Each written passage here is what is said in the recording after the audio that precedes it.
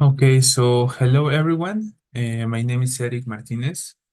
The title of this presentation is Generalized Morse Wavelets Parameter Selection and Transfer Learning for Pavement Transverse Cracking Detection. The presentation is structured as follows. First, I will make a brief introduction related to the topic, and then I will talk about the literature, the research questions, the hypotheses, and the objectives. Then I will talk about the methodology, the results and discussions, the limitations, and finally the conclusions. So first of all, when we talk about the analysis of signals, we can divide these analysis techniques into three general frameworks. We have the time domain analysis, in which we are interested in how the signal amplitude changes with time. We also have the frequency domain analysis that is focused on how the spectral content, what is the spectral content of the signal obtained through the Fourier transform. And also we have the time frequency analysis that is concerned into how the spectral content of the signal changes with time, no, or varies with time. Okay. And well, when we talk specifically about time frequency analysis, we have two major techniques. We have the short time Fourier transform and the wavelet transform. So in order to explain a little bit about what are the difference between these representations, well, we can look at figure number one. For example, here we have the time domain analysis in which we have the amplitude of the signal and we are interested in how this amplitude changes with time. Also, we have the frequency domain in which we are interested in the amplitude that compose our signal of interest. In particular, we are interested in the amplitudes of the frequencies that are represented in our signal. Also, we have the spectrogram derived from the short-time Fourier transform. In this case, what we do in order to obtain a time frequency mapping of the signal is that, well, we divide the signal into different windows of the same size, and we apply the Fourier transform to each of the windows, okay, in order to obtain this information related to which frequencies of the signal occurred a long time, okay? But the problem of the short time Fourier transform is that, well, if you have a very low or a very small window length, the time resolution increases, but you lose also the frequency resolution. On the other hand, if you have a very big window size, the frequency resolution increases, but you have a lower time resolution. Okay, and this trade-off between the time and frequency variables is known as the Heisenberg uncertainty principle that basically states that it is not possible to arbitrarily concentrate a function in time and frequency simultaneously. So the idea, in order to overcome or try to overcome to some extent the Heisenberg uncertainty principle was through the wavelet transform. Okay, and the idea of the wavelet transform is that, well, instead of having a fixed window length, we will vary depending on frequency this window length. So the higher frequencies will have a lower window length, and as we decrease in frequency, we have a higher window length, and in this case, we can have like a trade-off between the time and frequency resolution that we obtain. In this case, in the higher frequencies, we will have a better time resolution but a lower frequency resolution. Whereas we decrease in frequency, we will have a better a better frequency resolution but a lower time resolution. Okay. But, well, we have problems related to how we can use these analysis techniques for signal classification. In particular, we are interested in using these techniques because in the literature, typically these representations are used to compute the statistics or features from the signals in order to classify or perform pattern recognition using 1D signals or images. And typically, these features are used to define thresholds, features, or even use the same representation, for instance, the spectrogram of the short-time Fourier transform, in order to train deep learning algorithms. Okay? But well, we have several challenges. For example, here I'm showing you some examples in which the authors have tried to perform rod surface anomaly detection. But the problem of many of these studies is that, okay, they say, I will compute time frequency features, but there is no consensus between them. No, many authors use trial and error in order to compute the features and say, okay, this is the feature that is working for me, so I will be using that. But other authors use different set of features, okay, to train any type of algorithms like decision trees, random forests, neural networks, etc. Okay, so that is like the challenging of computing these features. And in particular, this challenge is exacerbated when we analyze time frequency analysis techniques. For example, here in these works, the authors use different types of time frequency analysis techniques like the short time Fourier transform, the continuous wavelet transform, the discrete wavelet transform.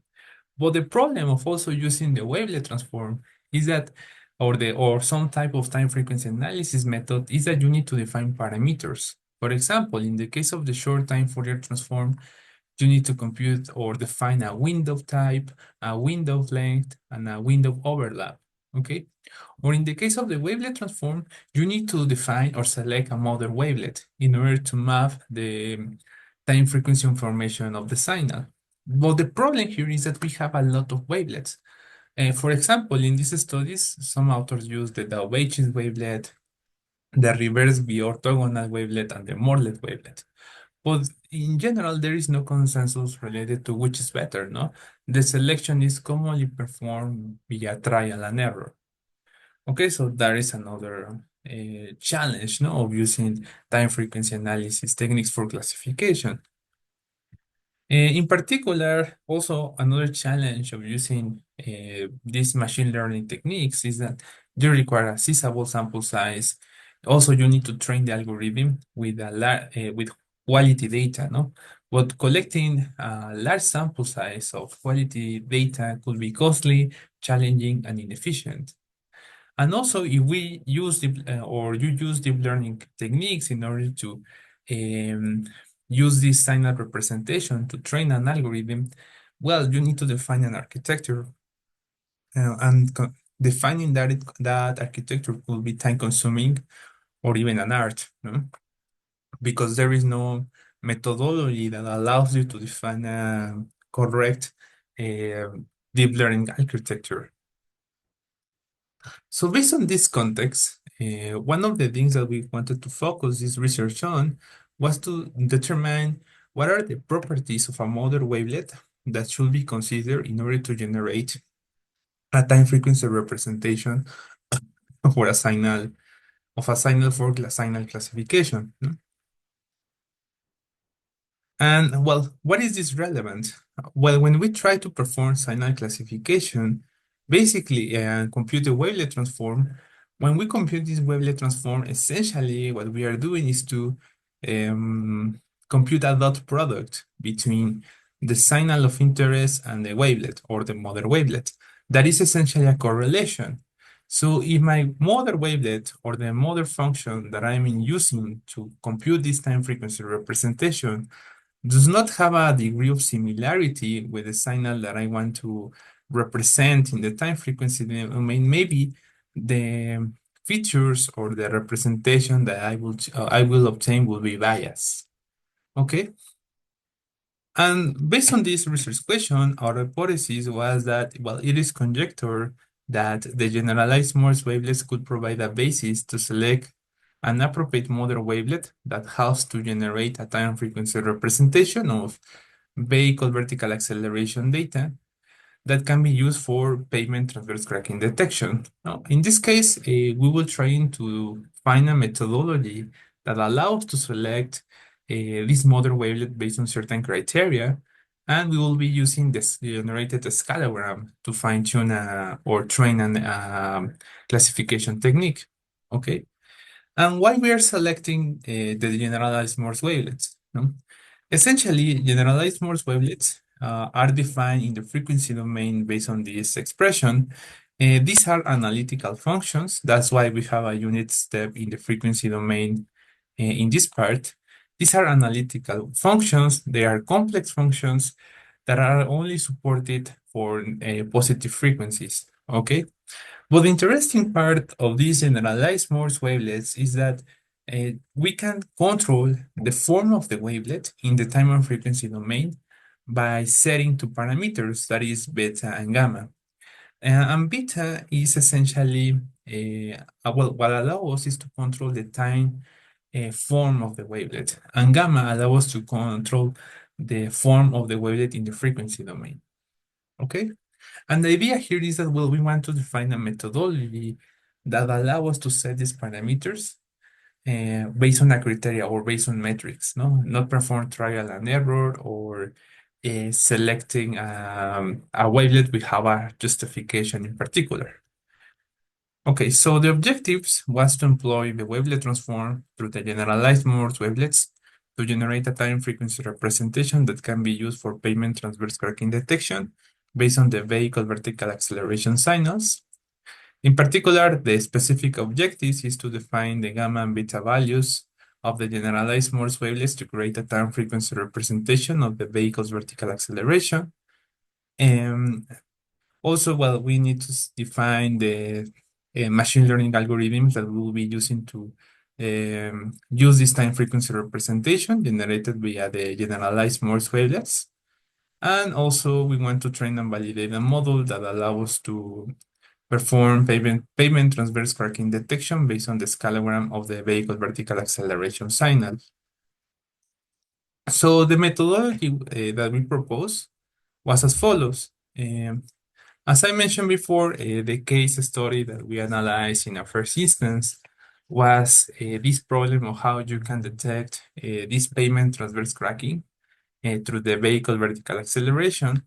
So we use a data set that has different vertical acceleration signal segments related with the absence or with the presence of pavement transverse cracking. And well, based on this data, we wanted to generate a scalegram of the vehicle vertical acceleration data. And this scalegram was generated through the generalized Morse wavelets and the wavelet transform. But in particular, in order to avoid uh, this selection of a wavelet, we have a justification or a basis. We selected the parameters of the generalized Morse wavelets using two metrics that are the Heisenberg area and the reconstruction error of the inverse wavelet transform. And based on this scalegram, no, that we generated, we fine-tuned three pre-trained convolutional neural networks that are the GoogleNet, the SqueezeNet, and the ResNet 18. The idea of using these fine-tuning these pre-trained convolutional neural networks is that, well, we want to take advantage of this scalegram, and we we use this scalegram as an image of the original signal, and based on this scalegram, we wanted to fine-tune pre-trained neural networks. Well, the idea is that we wanted to avoid this art of defining an architecture for the neural network. No, we wanted to take advantage of these neural networks that are already trained. Okay. So in order to validate this approach, we use a public data set. That is one of the important aspects of this work because we wanted to use a publicly available data set in order to compare our method or the results of our method with the literature with the same data set, and in this way perform an homogeneous comparison. So in this case, we're using this data set that was taken from the following paper, Application of Signal Processing as Supervector Machine to Transverse Cracking Detection in Asphalt Pavement. This dataset was collected in Shanghai, China. They consist of vehicles' vertical acceleration signals associated with pavement's transverse cracking.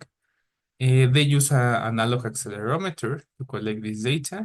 The sampling frequency was of 1,280 hertz.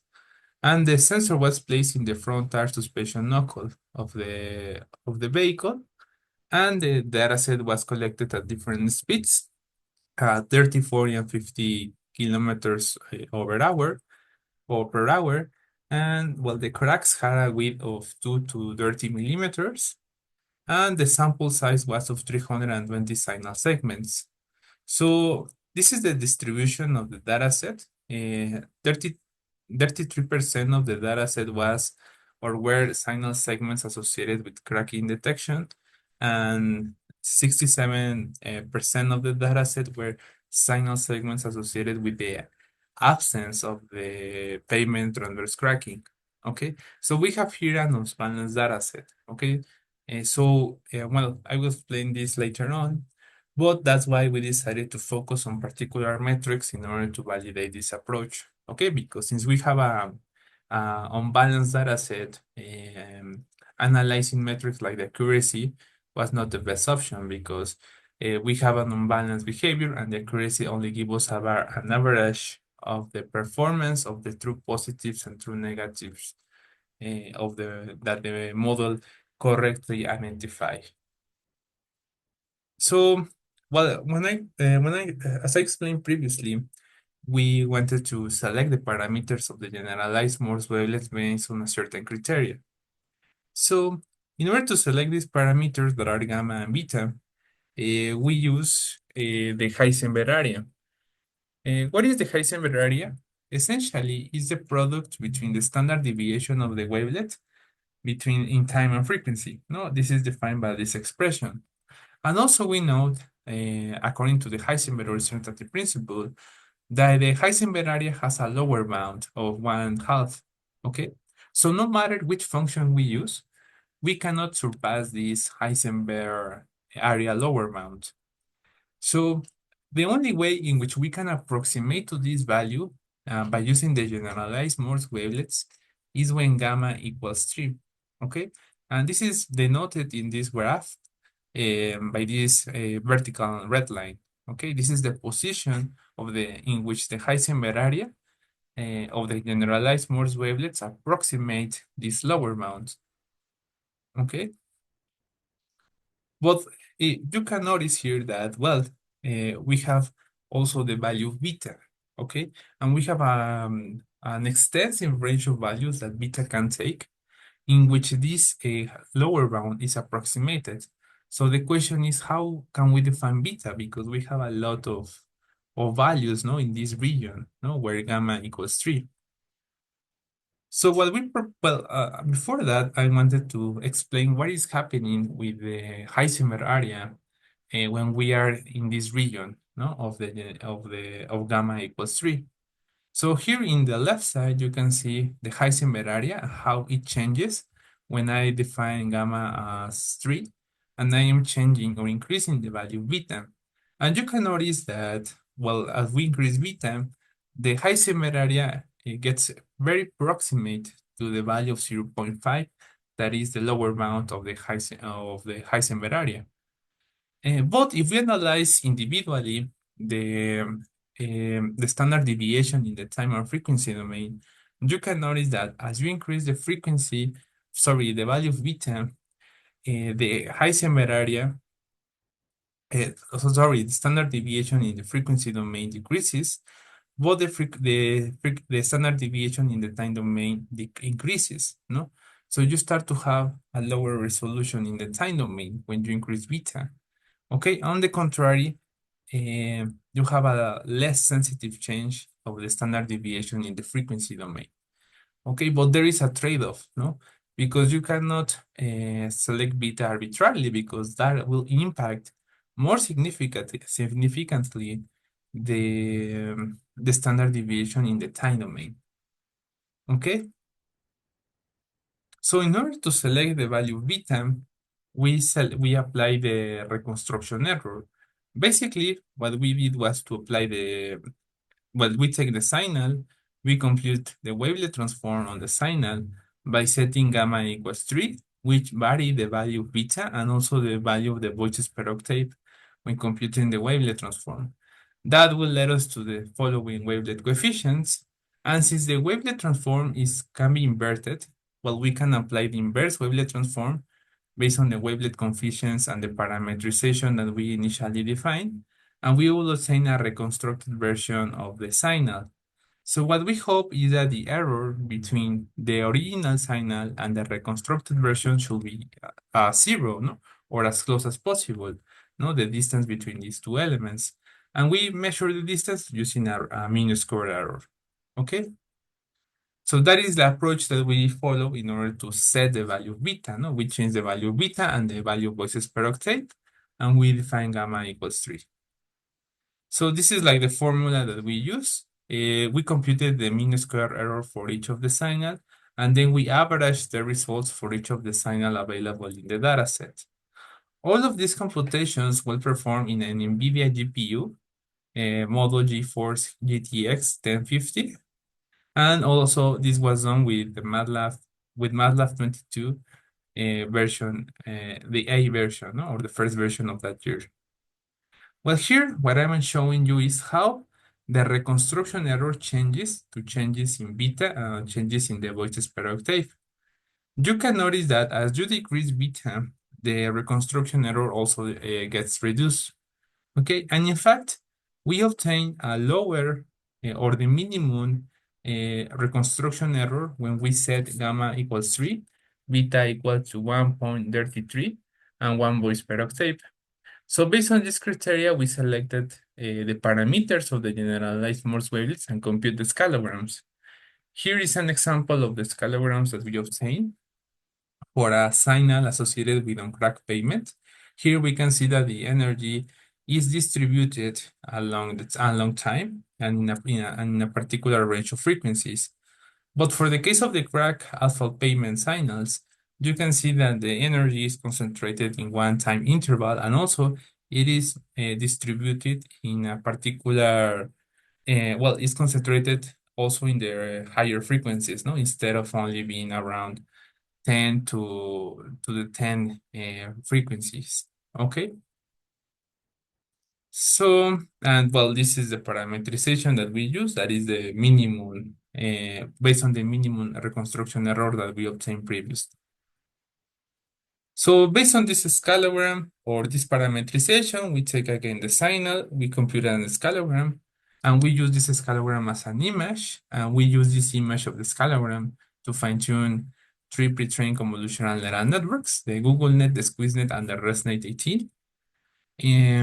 Well, why we select these pre-trained convolutional neural networks in particular?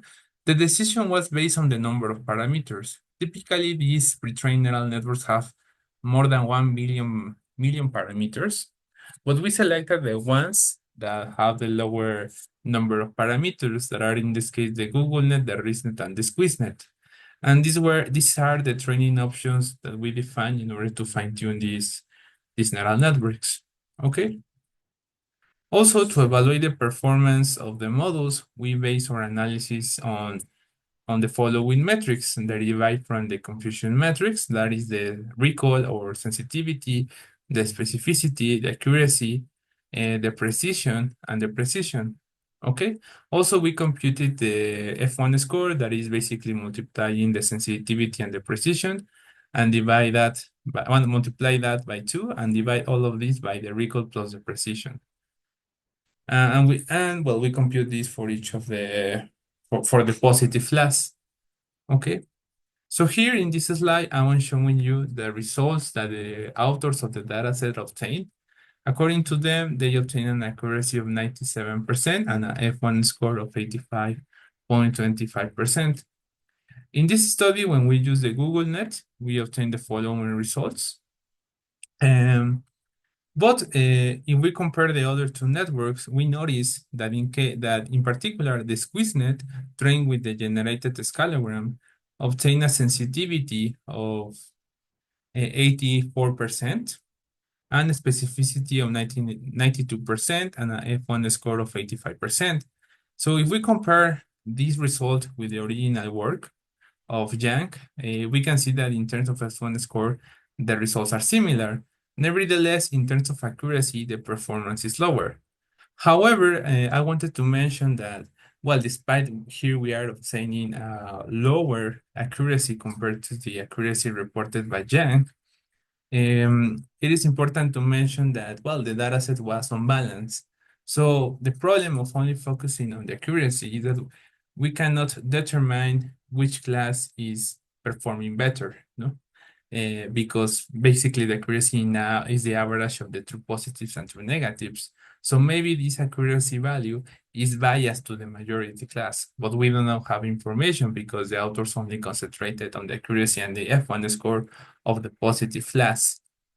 On the other hand, here we also reported the sensitivity and specificity in order to see how the model performs for each of the classes. So here the sensitivity was of 84% for this model and the specificity is of 92%.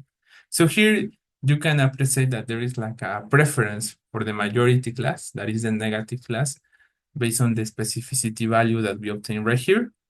But all in all, we can see that the SqueezeNet compared to the GoogleNet and the ResNet is the one that provides the better sensitivity. That is the correctly identified positive cases. No, that is the presence of the pavement transverse cracking detection. So we decided that SqueezeNet, in terms of sensitivity, is the one that performs better compared to the other two networks that we tested.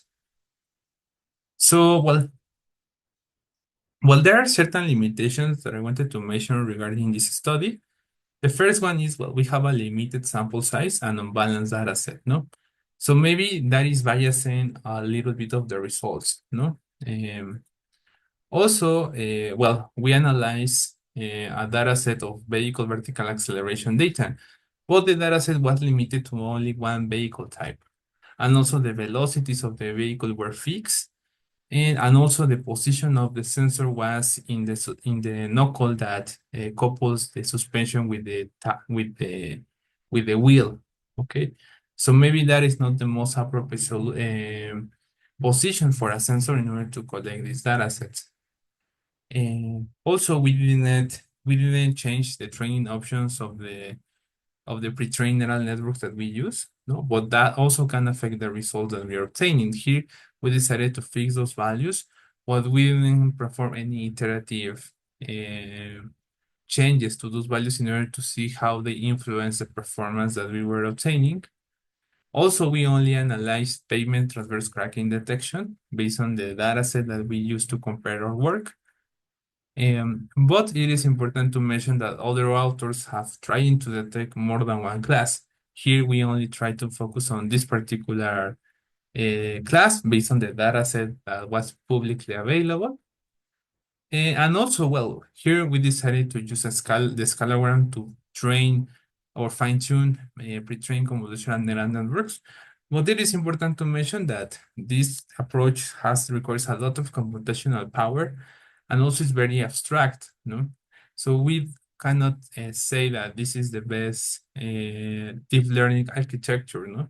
Maybe we can try other approaches.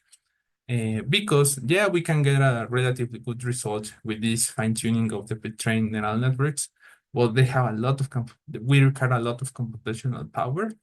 And also, we cannot make the model explainable because the higher number of parameters that this type of architecture has.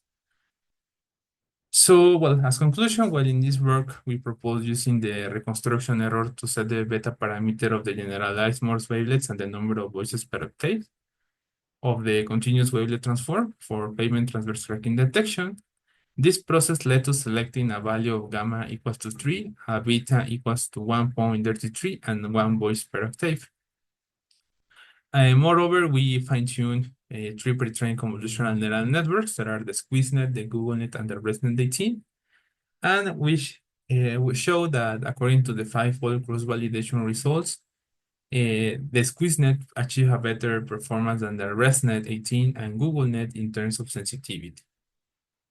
So these are like the main contributions of this study, the use of the Heisenberg area and the reconstruction error to select the parameters of the generalized Morse wavelets.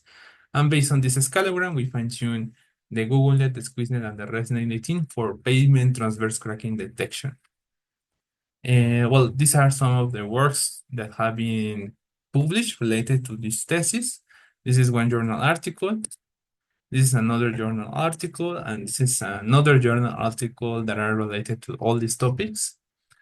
And here I only wanted to show you my overall scientific record that I have been published during my PhD, and some of the conference works that I also have the opportunity to present or publish. And these are the references that I use in this presentation. And I think that's all for my part. Thanks for your attention and time. If you have questions, comments, or suggestions, well, I will hear them with an open mind. No, so if you have questions, comments, it will be nice to hear them. I know that that was a lot of information.